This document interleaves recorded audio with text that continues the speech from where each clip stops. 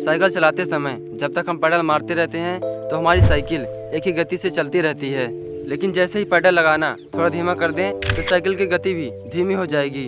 ठीक ऐसे ही अगर हम किसी काम को निरंतर लगातार रूप से करते जाते हैं तो हम उस काम में जल्दी सफलता पा जाते हैं, लेकिन जैसे ही हम उस काम में थोड़ी सी कमजोरी कर देते हैं तो वो काम पूरा नहीं हो पाता। एक सर्वे के अनुसार यह बात सामने आई है कि दुनिया के केवल 3% लोग ही अपने सपनों को, अपने जीवन के प्लान्स को एक कॉपी में लिख कर रखते हैं। आज हम ये जानेंगे कि निरंतरता को कैसे कायम रखें और निरंतरता की क्या शक्ति होती है और क्या निरंतरता किसी काम को पूरा करने के लिए एक सीढ़ी का काम करती है। पहले बात करते हैं दुनिया की सबसे बड़ी नदी अमेजन नदी के बारे में। लेकिन इस नदी को दुनिया की सबसे बड़ी नदी कहने के पीछे निरंतरता की अहम भूमिका है। यह नदी पहाड़ के एक छोटे से छेद से निकलती है और जहाँ से इस नदी का उद्गम स्थल है वहाँ से केवल एक बूंद ही निकलती है। लेकिन इसमें खास बात तो यह है कि जब एक बूंद निकलती है तो पानी की दूसरी बूंद निकलने तक में 8 सेकंड का टाइम लगता है। मतलब कि एक बूंद अभी गिरी तो एक बूंद 8 सेकंड बाद ही गिरेगी। लेकिन ताज्जुब की बात तो यह है कि ऐसा होने के बावजूद भी दुनिया की सबसे बड़ी नदी अमेजन नदी को ही बोला जाता है। इसके पीछे सबसे बड़ा रीज़न यह है कि वहाँ से एक एक बूंद पानी पिछले हजारों सालों से लगातार गिरता आ रहा है और इसी को बोलते हैं निरंतरता की शक्ति। और इसी तरह हमारे छोटे छोटे प्रयासों से, हमारे लगातार काम करने से हम किसी भी काम में सफलता प्राप्त कर सकते हैं। निरंतरता का दूसरा उदाहरण है दशरथ मांझी का।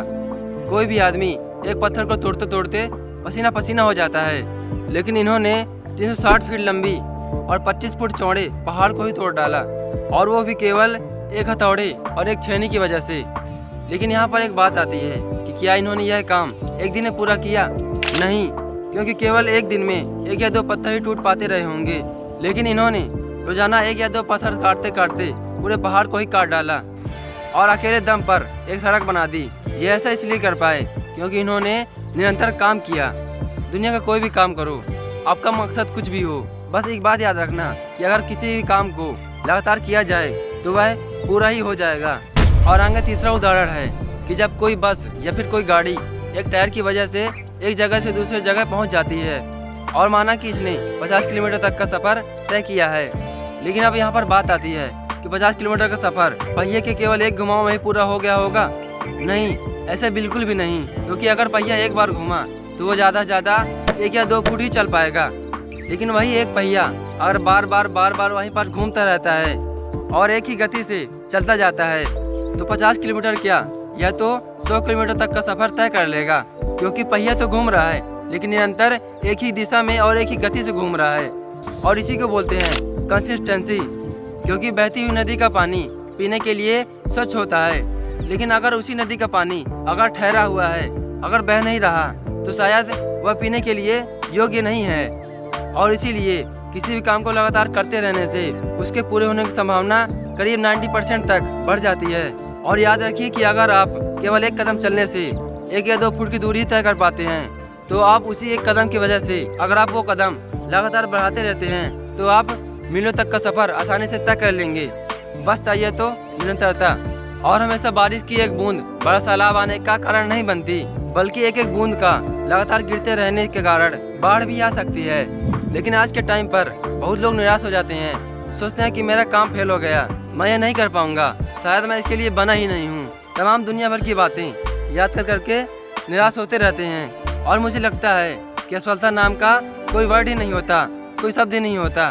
तो असफलता का मतलब यह होता है कि उस काम को हमको दोबारा करने के लिए दोबारा मौका मिला है, उस काम को बेहतर तरीके से करने के लिए एक और चांस मिला है। और याद रखना, किसी भी काम में बेहतर बनने के लिए असफलताएं जरूरी हैं। और एक इंसान की ज़िंदगी कोई ऐसी लॉटरी नहीं है कि एक बार किस्मत ने साथ दिया, उसी एक लक की वजह से ज़िंदगी काट लेंगे, बल्कि जब तक हम सफल नहीं हो जाते तब तक हमें हर दिन एक न एक परेशानी से लड़ना ही पड़ेगा।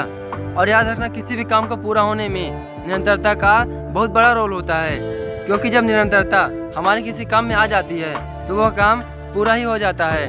और अगर हम किसी भी काम को निरंतर करते हैं तो हमारे आज के काम करने में और 5 दिन बाद के काम करने में काफ़ी ज़्यादा अंतर रहेगा। और निरंतरता का एक और उदाहरण है कि जब हमारी पृथ्वी अपने अक्ष पर एक बार घूमती है तब जाके एक रात और एक दिन होता है। लेकिन जब यह पृथ्वी अपने ही अक्ष पर लगातार घूमती रहती है तब जाके 1 साल होता है और यह सूर्य की परिक्रमा पूरी कर पाती है। और पृथ्वी की इसी गति की वजह से दिन रात, ठंडी गर्मी, बरसात मौसम आते हैं। और ऐसे ही अगर आपको अपनी लाइफ में कुछ बड़ा करना है तो निरंतरता को आपको रूटीन में लाना ही पड़ेगा और उस काम को पूरा करने के लिए आपको निरंतर प्रयास करते रहना होगा। एक एक दिन रोजाना आपको काम करते रहना होगा, तब जाके आप उस काम में बेहतर से बेहतरीन हो पाओगे। और मुझे लगता है कि शायद अगर सफलता की चाबी को निरंतरता बोला जाए तो शायद कुछ कम नहीं होगा। और अगर आप क्रिकेट डेली खेलते हो तो अगले महीना आपकी बैटिंग स्किल में काफ़ी ज़्यादा सुधार देखने को मिल सकता है। और अगर आप वहीं फुटबॉल रोजाना खेलते हो तो अगले कुछ दिनों के बाद आपके फुटबॉल खेलने में काफ़ी ज़्यादा अंतर महसूस होगा। और इसी को बोलते हैं निरंतरता की शक्ति। और अगर आप किसी भी काम को पूरा करना चाहते हो या फिर किसी काम में आप सफलता पाना चाहते हो तो उस काम को निरंतर करते रहिए, क्योंकि घड़ा एक बूंद से नहीं भरता, लेकिन जब वही एक बूंद निरंतर लगातार उस घड़े में गिरती जाती है तो एक समय ऐसा भी आता है कि उसी एक बूंद की वजह से पूरा घड़ा भर जाता है। आज की वीडियो में बस यहीं तक, आगे मिलते हैं किसी और मोटिवेशनल वीडियो के साथ।